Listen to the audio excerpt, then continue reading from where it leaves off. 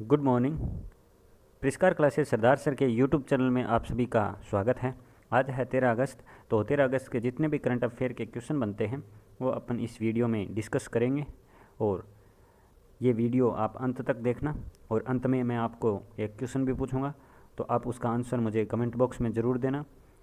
और अगर आपके मन में कोई क्वेश्चन हो तो आप इंस्टाग्राम पर फॉलो कर सकते हैं। और इस वीडियो की पीडीएफ चाहिए आपको तो उसके लिए आप टेलीग्राम चैनल को ज्वाइन कर सकते हैं, जिसकी लिंक है वो आपको इसके वीडियो के डिस्क्रिप्शन बॉक्स में मिल जाएगी।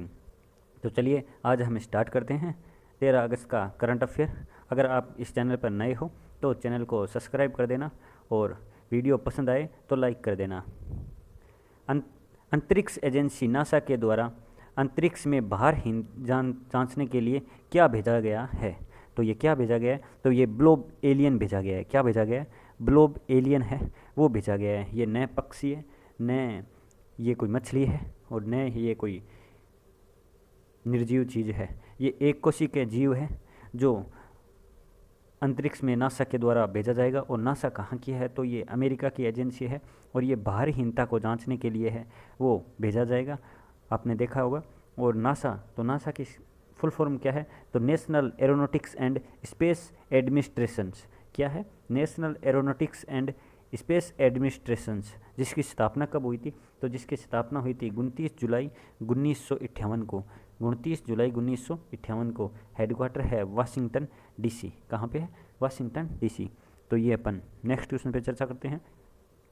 सोलर पार्क पहली बार सरकारी उपक्रम विकसित करेगा। यह किस शहर में विकसित किया जाएगा? तो ये सोलर पार्क है वो अपने राजस्थान में लगाया जाएगा। और राजस्थान में कहाँ? तो राजस्थान में जैसलमेर में लगाया जाएगा। कहाँ पे लगाएगा? जैसलमेर में लगाया जाएगा। और इस सोलर प्लांट के लिए, सोलर प्लांट आपको पता है जो ये प्लेटें लगाई जाती हैं और ये खुली जगह में लगाई जाती है, जो सूर्य से धूप है वो अवशोषित करके बिजली उत्पन्न करते हैं। आपने देखा होगा, काफ़ी अपने लोग फार्म हाउस पर लगाए हुए रखते हैं। और जैसलमेर की तरफ है, इसके लिए 6500 हेक्टेयर ज़मीन है, वो भी सरकार के द्वारा ले ली गई है। और इससे 340 करोड़ यूनिट है वो सस्ती मिलेगी। मतलब अगर आप आज है वो 8 रुपये यूनिट पर यूनिट आ रही है, तो उस बाद में अगर ये सक्सेस हो गया पूरा, तो ये अब देखो कब तक होता है, लेकिन अगर हो गया तो अनुमान ये है कि सिर्फ 2.5 रुपये है वो पर यूनिट बिजली पड़ेगी, क्योंकि इससे सस्ती है, इसमें कुछ ज़्यादा इतना खर्च नहीं होता है। सौर ऊर्जा प्लांट बोलते हैं। और 1 मेगावाट, आपको बता दूं, 1 मेगावाट में सालाना 17 लाख यूनिट है वो बिजली उत्पादन होती है। मतलब 1 मेगावाट से कितनी? 17 लाख। यानी अगर 2000 मेगावाट का प्लांट होना तो 340 करोड़ यूनिट है वो पूरी हो जाएगी। तो ये टारगेट है वो पूरा हो जाएगा। तो ये कहाँ लगाया जाएगा? तो ये जैसलमेर में लगाया जाएगा। और जैसलमेर कहाँ है? तो जैसलमेर सबसे पश्चिम में है राजस्थान के। और राजस्थान के सीएम आपको पता है अशोक गहलोत है, गवर्नर कलराज मिश्र है, स्वास्थ्य मित्र नियुक्त किया गया, और क्षेत्रफल की दृष्टि से सबसे बड़ा राज्य है। और जैसलमेर की सीमा पाकिस्तान के साथ सबसे ज़्यादा लगती है। और नेशनल पार्क कौन कौन से हैं? तो केवलादेव, रणथंबोर, सरिस्का का नेशनल पार्क है वो भारत का 52वां टाइगर रिजर्व है। वो रामगढ़ विषधारी है बूंदी में, जो अभी राजस्थान में है, जिसे 52वां टाइगर रिजर्व घोषित किया गया है। और बायोफ्यूल लागू करने वाला भी ये भारत का पहला स्टेट है। तो चलिए अब नेक्स्ट क्वेश्चन पे चर्चा करते हैं। जुलाई माह का ICC player of the month किसे नामित किया गया है? तो जुलाई माह का ICC player of the month किसे नामित किया है? तो ये वुमेन में तो किया है स्टेफिनी टेलर को। किसको? वुमेन में तो स्टेफिनी टेलर को, और मैन में किया है साकिब अल हसन को। मैन में किसको किया है? तो साकिब अल हसन को। यानी मैन में साकिब अल हसन और वुमेन में स्टेफनी टेलर है। स्टेफनी टेलर है ये कौन सी टीम की है? तो स्टेफनी टेलर है ये वेस्ट इंडीज़ की है। कौन सी की है? ये वेस्ट इंडीज़ की है। और शाकिब अल हसन आप सबको पता ही होगा ये बांग्लादेश के हैं। तो इन्हें ICC player of the month नामित किया गया है। तो इसका सही आंसर है वो ए ओ बे दोनों। अब आईसीसी, तो आईसीसी की स्थापना कब हुई थी? तो 1909 में इसकी स्थापना हुई थी। और इसके प्रेसिडेंट कौन है? तो ग्रेग बर्कले साहब है। और हेडक्वार्टर कहाँ है? तो मुंबई में है। और प्रेजेंट टाइम पे इसके सीईओ कौन है? तो मनु सहानी है। मनु सहानी ने इस्तीफ़ा दिया है, हालांकि अभी तक नया कौन बना है ये अभी तक डिसाइड नहीं हुआ है। मनु सहानी ने इस्तीफ़ा दे दिया है, सॉरी। अंतर्राष्ट्रीय युवा दिवस कब मनाया गया? तो अंतर्राष्ट्रीय युवा दिवस कब मनाया गया? तो ये 12 अगस्त को मनाया जाता है। कब मनाया जाता है? ये 12 अगस्त को मनाया जाता है। तो 12 अगस्त। उठो जागो और तब तक नहीं रुको जब तक लक्ष्य है आपके आप हासिल ना कर लो, ये स्वामी विवेकानंद जी का कोट है। तो इन्हीं की स्मृति में ये 12 अगस्त है युवा दिवस है वो मनाया जाता है। तो चलिए नेक्स्ट क्वेश्चन पे चर्चा करते हैं। किस राज्य सरकार ने आईआईटी क्षेत्र के लिए राजीव गांधी पुरस्कार की घोषणा की है? तो ये किसने की है? तो ये की है महाराष्ट्र ने। किसने की है? तो ये इसका सही आंसर वो है महाराष्ट्र। तो अपन महाराष्ट्र के बारे में चर्चा करते हैं। तो आईआईटी के क्षेत्र में क्या मिला जाएगा? तो राजीव गांधी पुरस्कार है वो मिला जाएगा। तो ये खेल में मिलता था और खेल का नाम बदल कर अब क्या कर दिया है? तो ध्यानचंद जी पुरस्कार है वो मिलेगा अब। और महाराष्ट्र, तो अपन महाराष्ट्र के बारे में थोड़ी चर्चा कर लेते हैं। तो महाराष्ट्र के सीएम कौन है? तो महाराष्ट्र के सीएम है, आप सबको पता है, उद्धव ठाकरे। कौन है? उद्धव ठाकरे। और कैपिटल है मुंबई, जिन्हें 7 टापुओं का शहर भी कहा जाता है। राज्यपाल है भगत सिंह कोश्यारी। प्रमुख नृत्य हैं तमाशा व लावनी। और मंदिर सिद्धि विनायक और गेटवे ऑफ इंडिया है। और नेशनल पार्क है संजय गांधी, गुगुमल, नवेगांव, ये वहाँ के नेशनल पार्क है। और चर्चा में रहा है फ्लेमिंगो अभ्यारण्य। और एशिया की पहली सौर ऊर्जा संचालित कपड़ा मिल वो भी कहाँ है? तो महाराष्ट्र में है। ग्लोबल टीचर अवार्ड मिला है, वो किसको मिला है? तो वो रणजीत सिंह डिसाले को मिला है। और वो कहाँ से बिलोंग करते हैं? तो वो महाराष्ट्र से बिलोंग करते हैं। कोरोना मुक्त गांव परियोजना ये भी यहीं महाराष्ट्र में चलाई गई है। नेक्स्ट क्वेश्चन चर्चा करते हैं। वन धन योजना के तहत कौन सा राज्य 7 राष्ट्रीय पुरस्कार जीते हैं? तो कौन सा राज्य 7 राष्ट्रीय पुरस्कार जीता है? तो इसका सही आंसर है वो है नागालैंड। क्या है सही आंसर? क्या है? तो सही आंसर है इसका नागालैंड। और नागालैंड के कैपिटल क्या है? तो नागालैंड की कैपिटल है कोहिमा। सीएम है नेफ्यू रियो। कौन है? नेफ्यू रियो। गवर्नर है आरएन रवि। कौन है? आरएन रवि। तो वन धन योजना के तहत ये 7 राष्ट्रीय पुरस्कार हैं वो जीता है। तो नेक्स्ट क्वेश्चन पे चर्चा करते हैं। आरबीआई ने कब से एटीएम में कैश खत्म होने पर बैंकों में जुर्माना लगाने की घोषणा की है? तो आप सबको पता ही होगा, अपन पैसे निकलवाने के जाते हैं और एटीएम में कैश नहीं मिलता है। ये काफ़ी केस ऐसे सामने आ रहे थे। तो अब आरबीआई ने है, अगर ऐसा एटीएम में लगातार 10 घंटे तक रहा तो उस बैंक पे है वो आरबीआई जुर्माना लगा देगी। और ये कब से स्टार्ट किया जाएगा जुर्माना? तो ये 1 अक्टूबर 2021 से स्टार्ट किया जाएगा। कब से? 1 अक्टूबर 2021 से स्टार्ट किया जाएगा।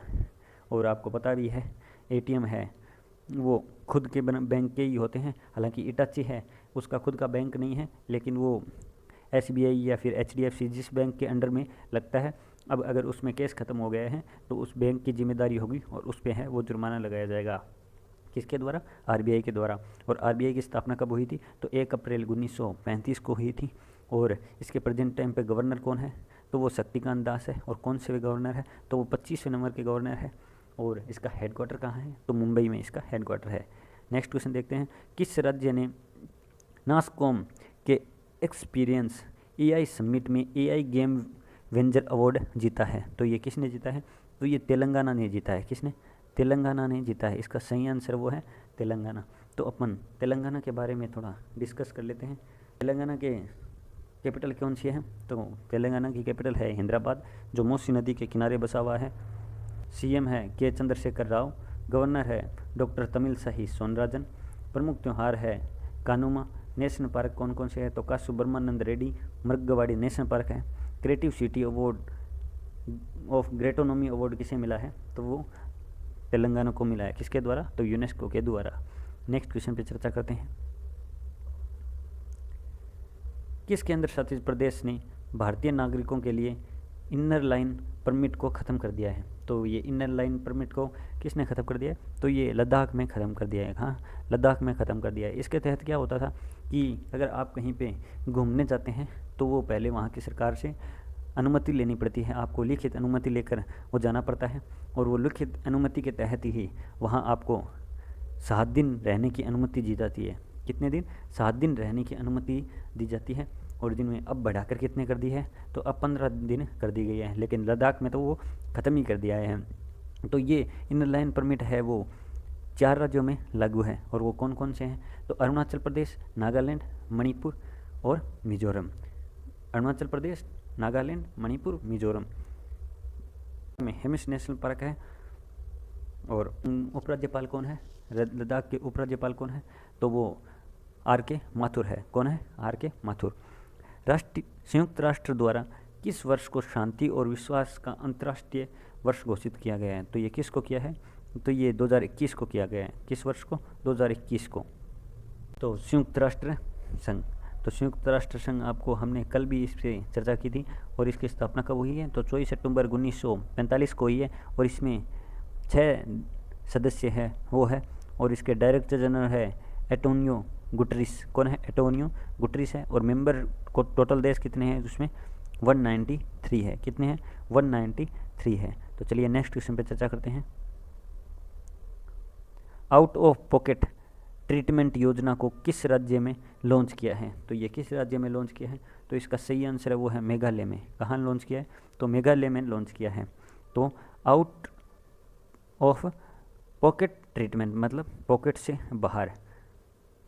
तो ये कोरोना के लिए इलाज के लिए ये योजना चलाई गई है। और मेघालय, तो मेघालय की स्थापना कब हुई थी अगर आपको पूछ ले तो 21 जनवरी 1972 को हुई थी, और जिसकी कैपिटल है शिलोंग। गवर्नर है सत्यपाल मलिक, सीएम है कॉनराड संगमा। और करंट में क्या कुछ चलाया गया है? तो करंट में हाल ही में जल नीति लागू करने वाला ये पहला राज्य है। और अमित शाह जी जो हमारे गृह मंत्री है, उन्होंने चेरापूंजी में ग्रीन सोहरा प्लांटेशन की शुरुआत भी की है। और आपको बता दूं इधर ही मेघालय में ही गोरा खासी जयंतियाँ है, वो प्रमुख 3 पहाड़ियाँ हैं। कौन सी? गोरा खासी जयंतियाँ, याद रखना। सीमा सड़क संगठन ने भारत की आज़ादी के कितने वर्ष पूरे होने की उपलब्धि में आज़ादी का अमृत महोत्सव के अपने समारोह की शुरुआत किया जाएगा? तो ये महोत्सव क्या है? तो आज़ादी का अमृत महोत्सव।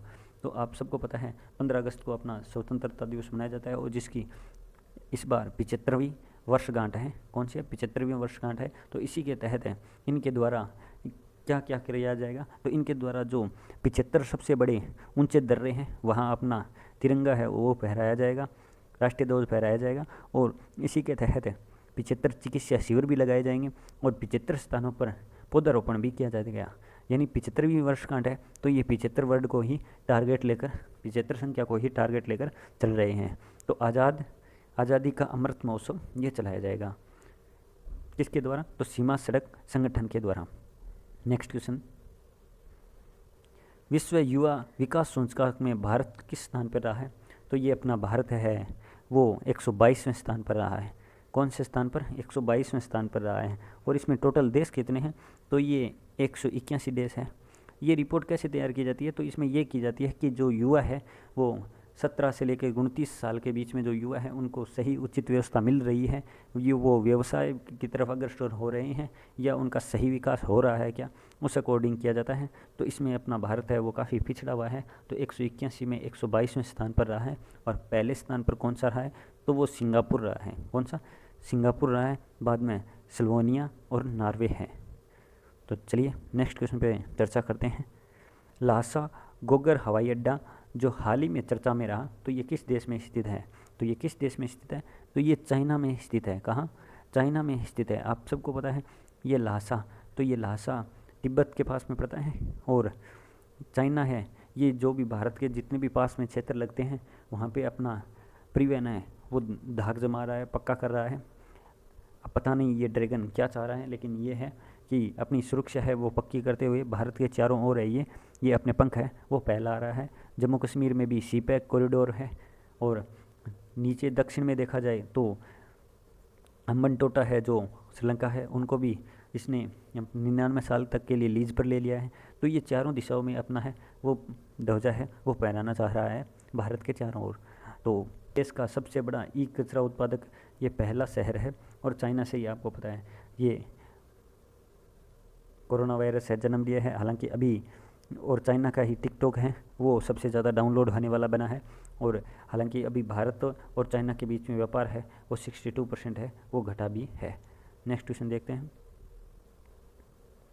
मलेशिया में हाल ही में किसे भारत का उच्चायुक्त नियुक्त किया गया है? तो ये नागभूषण रेड्डी को किया गया है। किसे? नागभूषण रेड्डी जी को है वो मलेशिया का उच्चायुक्त है, वो नियुक्त किया गया है। ये लास्ट डोज का क्वेश्चन है। तो इसमें अपना भारत कौन से स्थान पर रहा था? 48वें स्थान पर रहा था। पहले स्थान पर अमेरिका, दूसरे स्थान पर चाइना। अमेरिका को 113 मेडल और चाइना को 88 मेडल और जापान को 58 मेडल जो तीसरे स्थान पर था, और अपने भारत को 7 मेडल जिसमें 1 गोल्ड मेडल और 2 सिल्वर मेडल, बाकी के ब्रॉन्ज मेडल थे। यह आपके लिए छोड़ा गया क्वेश्चन है। आप इसका आंसर मुझे कमेंट बॉक्स में ज़रूर दें, और अगर वीडियो आपको पसंद आया है तो अब आप हैं वो लाइक कर सकते हैं, अगर पसंद नहीं आया तो कमेंट कर सकते हैं, लेकिन आप आंसर है वो क्वेश्चन का ज़रूर दें, और टेलीग्राम को ज्वाइन कर ले PDF के लिए। तो अब मैं आपसे आज्ञा लेता हूँ। जय हिंद, जय भारत, धन्यवाद।